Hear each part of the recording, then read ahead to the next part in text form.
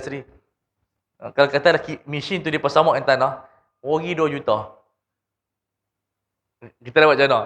Dia lah, bayangkan, mesin buh tanah. Kita ayak tanah tu, buh tu semua. Mau tak rosak. Lepas tu, ada persoalan yang sangat menarik. Yang saya buat satu tulisan. Ialah penyucian handphone dengan ayak. Kalau handphone kita kena najis, basuh boleh. Tapi apa kesan basuh handphone? Handphone kita ni, kita pergi kat pancok, dah kena najis. Kita nak pergi cuci. Buat tu. Cuci. Memanglah bersih, tapi handphone tu jadi apa?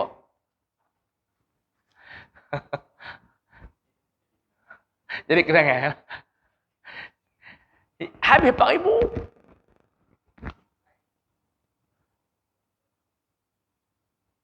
Yang ni beli handphone lagi mahal lagi, bau-bau. Kalau 1,000 pun kira apa macam tu. Jadi di sana ada rukhsah syar'iyah. Kita kan belajar rukhsah, azimah, tapi bila praktikal kita tak buat benda tu. Di sana ada mazhab yang mengharuskan kita lap najis. Jadi tak ada kita basuh, kita ambil tisu basah, kita lap, kemudian kita keringkan dengan tisu yang kering. Hilang bau, mana ada rasa. Selesai masalah. Selamat handphone, najis pun hilang bau, mana ada rasa. Masa tu tak kalah tak nak bertaklid pada mazhab Abu Hanifah, Maliki. Jadi ini di antara benda yang kadang-kadang kita kena perhati betul-betul. Tak boleh kita tengok kes tu, kita datang ke rumah, akhirnya syariah menjadi susah kepada kita. Baik. In kana an-nahyu yahtasul fi'la al-manhiya anhu. Kalau benda tu berkaitan dengan satu benda tu terlarang, sifat yang khusus, satu ibadat yang khusus. Kas-salati fil makan an-najis iqtadal fasad. Nabi larang kita sembahyang di kandang unta. Bukan kandang unta tu haram, tapi ulama kata di situ tempat najis banyak. Berak itu. Tempat yang najis itu dilarang. Maka kalau dia memang Nabi larang ada spesifik. Sebab apa? Najis yaqtadil fasad. Dia membawa kepada pembatalan. Ada ulama kata tak batal. Ada ulama kata tak batal. Syaukani, riwayat daripada Ahmad tak batal. Sebab dia tidak letakkan syarat. Tapi majoriti ulama tak sah. Wa illam yahtassa bil manhi.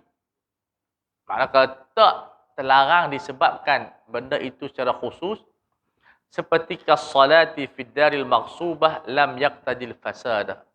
Sembahyang di rumah yang dirampas. Apa maksud rumah dirampas? Dia rumah saya boleh sembahyang. Cuma ada tambahan. Itu kita curi rumah tu. Macam najis memang zat itu sendiri. Sembahyang dalam keadaan najis. Maknanya benda tu cara khusus. Ada pun sembahyang kita bersih pun semua. Cuma kita pergi sembahyang di tempat yang kita curi. Benda tu tak ada dalam rukun sembahyang dan tidak ada dalam syarat sembahyang. Sembahyang kita sah tapi berdosa. Macam kita sembahyang pakai baju mah. Yang wajib adalah satrul aurah. Dikhususkan satrul aurah. Tapi tak adalah nak dijadikan sebagai rukun kena pakai baju yang halal. Kita buat baju daripada ayaman emas. Sah tak sah? Sah sembahyang berdosa.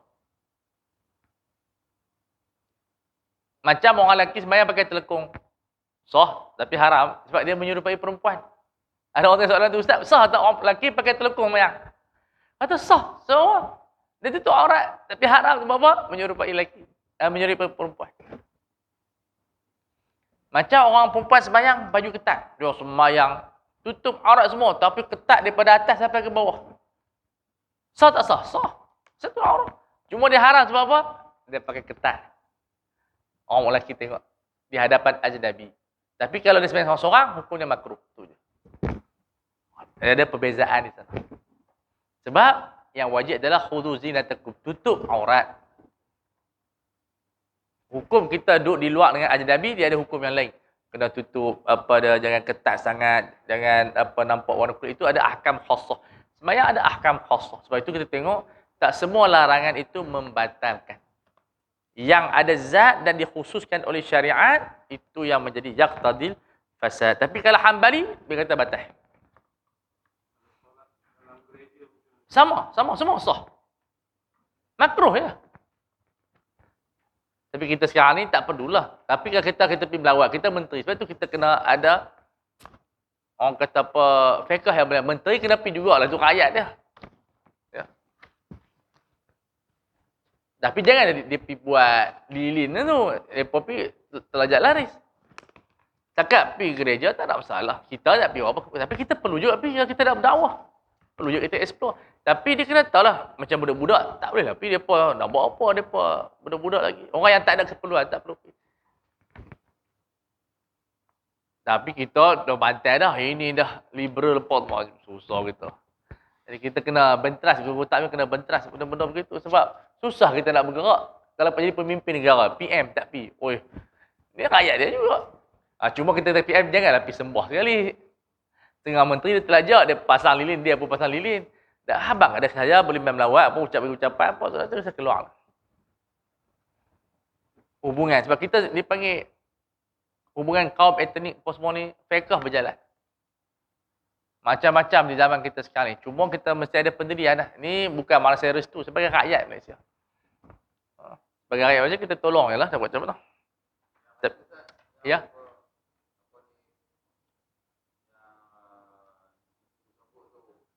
Bunga. Iyalah kalau benda tu bukan berkaitan agama, tak apa. Tapi kita pun tak tahu tu adakah agama, kita jangan buat lah. Kalau jangan tabuk, kita tak tahu tapi ada tabuk. Tapi kita jangan pakai macam mereka tu. Dekat kalung bunga tu tak ada masalah. Ada setengah yang menteri dulu, dia sendiri pergi bina apa, tak bantu asas kuil. Tak, janganlah sampai tengah tu. Orang kata berpada-pada. Tapi yang tu. Tapi mana kita boleh kata lah. Tapi bila kita mungkin duduk tempat tu, kita pun tak tahu. Tak, dia akan main satu benda. Kalau aku tak buat, mereka tak undi aku.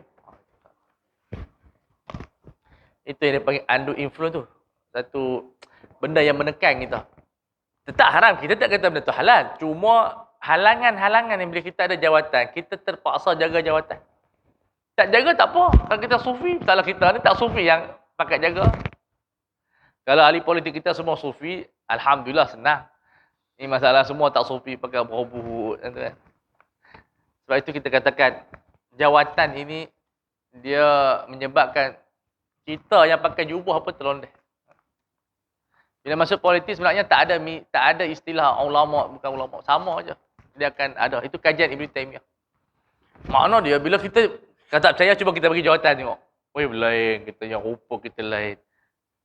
Nanti Ustaz Imran jadi ketua pengarah nanti, kita harap jangan lupa kami lah. Tidak nak berhubung kena umum PA, aduh, ambillah kita. Tapi selalunya orang macam tu. Bila kita ada jawatan, bayangkan kita menteri. Takkan kita tak ada langsung. Dia akan mai. Itu kata Ibn Taymiyah. Sahabat-sahabat berlaku pada sahabat Rasulullah SAW. Tapi Allah Ta'ala ampunkan dia pun. Dia bergaduh tu, ada kecenderungan. Sebab tu Tuhan kata apa? Wa minkum man yuridud dunya. Siapa pun tak sedap. Quran cerita sendiri. Itu sahabat kalau takat kita istilah syekh, istilah apa kita buka Malaysia tunggu tak ada apa lah dia main hubud tak ada. Sebab zaman sekarang ni dia bukan zaman aulia, tak ada siapa yang wali. Sebab tu ulama tu dia tolak sebab dia akan mai. Tapi mai tu bukan maksud dia salah. Tapi dia akan menjadi punca perebutan. Kalau berlaku pada para sahabat Rasulullah, kata Ibn Taymiyah, tak kalau orang lain tak kena, jangan berlaku. Kita pun akan kena, kita pergi, wih sono jadi menteri ni. Daripada keluar rumah tu sampai ke balik rumah. Semua orang susul kat kita. Jadi ini dia antara ujian-ujian. Sebab tu jawatan ini satu benda yang lebih bahaya kata Imam Ghazali daripada duit. Duit ni kita boleh sedekah, kita dapat juta. Kita derma ya 10,000, jawatan tak ada derma. Yalah, saya bagi sikit jawatan saya, tak ada. Kalau boleh, saya ambil semua. Itu Imam Ghazali terang. Ini bukan. Jadi benda ni kita tak boleh nak kata kat siapa. Bila naik, sebab tu dia pun sanggup buat macam-macam. Yang pergi gereja, pergi pasang lilin, yang pergi macam-macam. Jadi Tok Sami pun jadi semua dia. Tambah di Indo semua dia pergi. Sembayang masjid pun sembayang, dia sembayang terus, sembayang kuih pun dia sembayang. Sebab nak dapatkan undi tu. Tapi kita sebagai ahli fiqh, kita kata haram lah. Cuma kita tak tahu. Kalau kita duduk tempat tu, adakah kita pun macam, tak apalah, buat sat je. Dia akan main perasaan, tak apa kita buat sat. Ini dia antara benda-benda cabaran. Cabaran. Wad dalil ala anna nahya yaqtadil fasada ala itlaq. Maksud dia, mazhab Syafi'i dia agak luah. Ada mazhab Hambali afwan. Hambali luah. Semua benda ada bagus tapi ada yang ketat. Sebab larangan Tuhan bagi dia semua batal. Oh tu kadang-kadang susah jugalah. Ala annahu idza umira bi ibadatin mujarradatin 'anil nahyi fa fa'ala ala wajhi manhiya anhu fa innahu lam ya'ti bil ma'mur. Alasan dia kata apa? Bila kita disuruh sembahyang buat satu perkara dan kita dilarang untuk buat benda tersebut, kita buat berdasarkan benda yang terlarang. Bila kita buat benda terlarang, misalnya kita sembahyang sambil duduk. Sedangkan Tuhan kata faqumu lillahi qanitin. Kita pergi duduk. Makna kita buat benda yang dicegah. Bila kita buat benda yang dicegah, kita tak buat benda yang disuruh. Bila kita tak buat benda yang disuruh, makna kita tak buat ibadat tu. Makna ibadat tu tak berlaku lah. Bila ibadat tu tak berlaku, maksudnya tidak sah. Itu dia punya silsilah mantik dia. Oh, nak sampai secara fikir. Tapi lawyer fikir macam ni. Kalau kita pergi mahkamah, bini fikir macam usul fiqh. Yang tu dia katakan ilmu usul fiqh ni ilmu falsafah. Ultimate falsafah. Masuk ke muncak falsafah Islam. Sebab dia pergi sampai orang kata apa? Sampai ke dalam. Dia rawat daripada akar. Pasal apa jadi. Itu ilmu usul fiqh. Ala wajhi maksud ala sifah, ala hal. Ke atas keadaan yang dituntut oleh syarak. Iqtadahul amru yang dituntut oleh arahan syarak.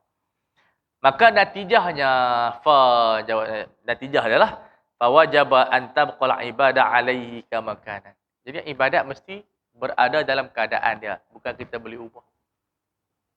Sembayang mesti rokok dulu. Kalau ikut sujud dulu, tapi pasal rokok dulu. Quran sebut wasjudu warka'u. Quran sebut sujud dulu, baru rokok. Ada ayat warka'u lah. Rupa-rupanya bahasa Quran lain dengan bahasa fiqh. Quran je nak cerita yang mana mulia, sujud ke rokok. Dia sebut dulu, sujud dulu. Tapi dia tak cerita apa pasal rukun yang mana kena ikut turutan tertib tu. Main Nabi terang tentang rukun yang mana kena buat dulu. Yang mana kena dia panggil apa? Dia panggil istilah dia apa? Kena dahulukan. Yang first apa dia? Kalau baca Quran takbir ihram tak ada. Sebab dia nak cerita bagi maksudnya kemuncak sembahyang tu pada sujud. Tu je. Wasjudu warka'u. Kemudian kita terlanggar. Maka tidak sah. Mesti kekal macam mana surah yang dibawa oleh Rasulullah SAW. Sebab tu sembahyang ni, dia perlu diajak secara talaqi fi'li. Kalau kita ajak budak-budak hanya ceramah, dia tak faham. Dia kena sembahyang macam mana sahabat ajak para tabi'in. Hakadha nahwu salati Rasulullah sallallahu alaihi wasallam. Inilah kira macam Nabi sembahyang lah 90%. Dia tak sebut mithlu, sebab mithlu ni satu fatih. Mana ada orang boleh sembahyang satu fatih. Jadi Ibnu Hajar kata sebab apa dia pun nahwu, sebab kira 90% Nabi sembahyang macam ni. Sebab mana ada orang sembahyang macam Nabi sebiji. Susah. Tapi ashbah bi Rasulillah. Dekat ya Rasulullah. Sebab Rasulullah ni bukan tempat kita ikut tapi tak boleh ikut satu fatih. Mana boleh ikut Nabi satu fatih? Tak mungkin kita boleh follow sebiji macam Nabi. Nabi khusyuk, Nabi ikhlas, Nabi tak fikir dunia. Dunia tak ada di hati Nabi. Derma, kalau ada harta semua Nabi bagi pada orang, mana kita boleh buat macam tu. Dan itu bukan sunnah-sunnah Nabi, itu adalah khususiat Nabi. Kalau kita buat macam Nabi, miskin kita. Bila kita miskin, kita tak bersyukur. Kita akan i'tirad ala qadarillah dan kita jadi orang yang kufur. Itu kata ulama, menjadi orang yang bersyukur lebih bagus daripada bersabar. Sebab tak ramai orang bersabar. Bila kita dah miskin, kita mula kata pasal apa aku miskin. Persoal ketentuan Tuhan. Akhirnya kita jadi orang yang kafir. Kalau kita bersabar, kalau kita bersyukur lebih baik, mudah sikitlah dapat harta. Alhamdulillah Tuhan sayang aku. Dia mula ada ingat Tuhan. Tapi bila kita miskin, dia mula marah Tuhan. Pasal apa hidup aku malang daripada kecil, pun aku macam miskin. Aku pun miskin. Lama-lama merana hidup dia. So Rasulullah SAW bukan tempat kita boleh follow 100%. Kita boleh follow manhaj baginda Nabi. Sebab tu ada orang tu etika. Sebab tu kita kena semayang pun kena macam Nabi baca. Kalau Nabi kita semayang macam Nabi baca, tak ada orang semayang. Sebab Nabi baca qaf. Salat maghrib, ada ke orang baca qaf salat maghrib? Kita dalam nasyrah ya. Itu sembahyang. Imam tu macam kuliah ya. Malam Jumaat, Kedah kuliah je. Ha? Kuliah je, betul kulhu. Buat daripada tu, orang tak main dah. Jadi, makna dia sembahyang Nabi ni, orang kata Nabi nama pun Nabi. Bukan orang boleh ikut dia. Tapi orang boleh follow manhaj. Betul. Kita tidak ikut Nabi, kita ikut manhaj Nabi. Kalau ikut Nabi, Nabi tak makan 3 hari, ikat perut. Kalau kita ikut Nabi, Nabi tidak macam mana ibadat sampai begak kaki. Sebab itu tidak. Kalau kita faham sebenarnya, kita boleh follow Nabi, follow manhaj. Sebab mana ada orang boleh follow Nabi? Sebiji. Husain dan Hasan pernah nak follow Nabi. Dia minta ke Aisyah, dubak. Dalam Syama'il ni buat dah. Bab makanan Nabi. Kerana Nabi SAW yuhibbud dubak. Makan labu. Aisyah kata, Tok lah. Tok Nek kata, jangan makan. Tak sedap. Kamu tak boleh makan. Jangan Aisyah faham. Kalau labu tu sunnah, mesti Aisyah kata makan. Kita apa yang Nabi makan semua sunnah. Orang makan dia sunnah. Orang tak boleh makan kurma. Sumbat juga. Ada orang Melayu tak boleh makan kurma. Ada. Kita jumpa. Dia memang tak boleh makan. Dia makan rian je. Rian dia boleh makan. Kurma dia tolak. Tak boleh. Kita kata kurma ni syifa. Dia kata syifa tak syifa. Aku tak boleh makan. Dah ada yang Zam-Zam memang sabit sunnah, tapi nak minum Zam-Zam pun ada yang tak boleh. Tapi maknanya tak adalah kita kata dia tu menentang sunnah, tapi tak boleh nak buat macam mana. Jadi Aisyah tak bagi Sayyidina Hasan dan Husain makan dubak sebab dia kata tak sedap. Hasan dan Husain ni cinta Rasulullah, yalah tuan depa. Nak makan juga. Aisyah dia kata depa ni degil budak-budak bagi makan dubak, makan tak habis. Maka Aisyah kata, aku dah kata dah kamu tak boleh makan makanan Nabi. Tengok. Kalau itu sunnah, kalau sahabat, itu dia kata manhajiyah. Kalau sahabat faham ikutan Nabi sebiji itu sunnah, takkanlah Aisyah halang makan dubak. Maka yang dimaksudkan ittiba'us sunnah, ittiba'ul manhaj Nabi. Taisir, memudahkan orang ramai. Okey, masyarakat ni boleh baca kuliah. Kuliah, itulah sunnah Nabi. Bukan sunnah Nabi tu baca qaf macam tu. Pening orang tu. Dia baca pun sengau. Wallahu a'lam. Baik, kita sambung lepas tu.